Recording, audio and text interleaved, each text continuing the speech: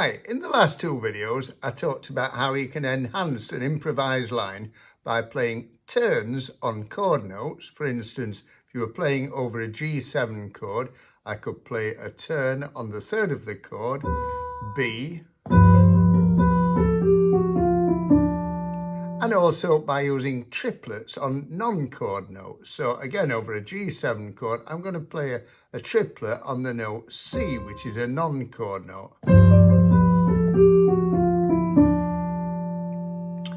Now, you can see that they work well because they mean that you can continue playing the notes of the bebop scale, in this case a bebop dominant scale,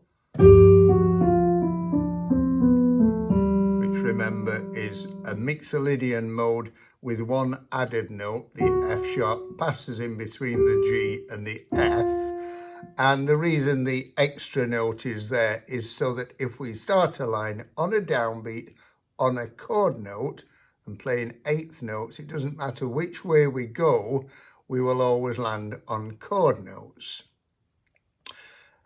Of course, this doesn't mean to say that you can't play turns on non-chord notes or triplets on chord notes. It just means that you need to do something then to get back on track so that you end up playing the bebop scale with the chord notes on the downbeats. Now, I talked about solutions to these problems in lesson 5. I'll put a link to that lesson in the description below, but I'll go through some examples now. So let's look at playing a triplet on chord notes now. So again, on G7, let's put a triplet on the G. Now, if I continued with the bebop scale, I'd be playing the F sharp on the downbeat, and that would also take me to C on the downbeat, which clashes quite badly.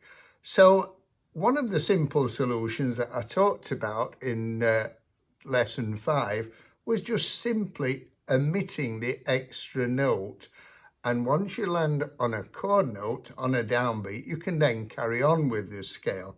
So just miss the F sharp out. So you can see that we're on chord notes D on the downbeat, B, and so on. Okay, another solution would be to play the non-chord note as a crotchet. So for instance, let's play a triplet on the B now, the third of the chord. If we just play that as a crotchet or quarter note, then we can carry on playing in eighth notes and going down the bebop scale. Another solution, playing the triplet on the third of the chord B, would be to put a semitone in between the non-chord note and the next chord note. So for instance, you could go, and straight away you're back on track now. Let's do a triplet on the fifth of the chord. Now, you could try that same solution. There's your non-chord note, but you've got a problem there because the B is the chord note. There is no semitone in between the C and the B. But what you can do is play the semitone below it instead. So, and once again, we end up back on track. Now let's look at some turns on non-chord notes. So again, on a G7, let's look at a turn on the note A. Now if we make that a quarter note, we can carry on with the bebop scale in eighth note. So let's put a turn on the C now, the next non-chord note, G7 chord. C is a non-chord note. So the turn, and then I'm going to put a semitone below the next chord note, B, and then finish off with an arpeggio.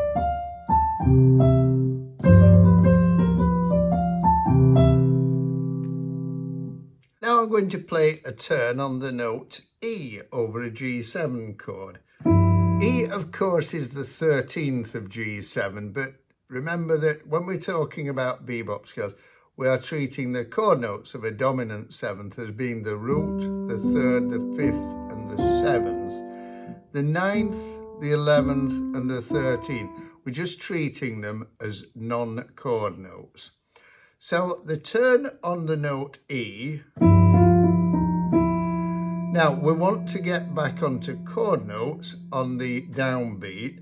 If I carried on down the bebop scale, all the non-chord notes would be falling on the downbeat. So we're going to use the solution of putting a note in between the non-chord note and the next chord note, a semitone between the two. So semitone. Now, at the end there, instead of just carrying on down the scale, I'm going to do an octave displacement, which again is something I've talked about earlier on in the series.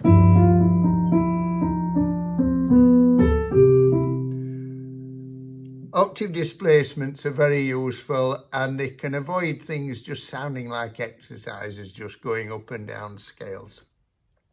Do remember though that an improvised line doesn't just consist of bebop scales and arpeggios. Remember motivic development that I covered in lesson 14. This is really important, and a good improvised line contains a healthy balance of motivic development, eighth note improvised lines and arpeggios. Hope you found that useful. If so, can you give it a thumbs up and subscribe, and I'll see you in the next video. Thank you.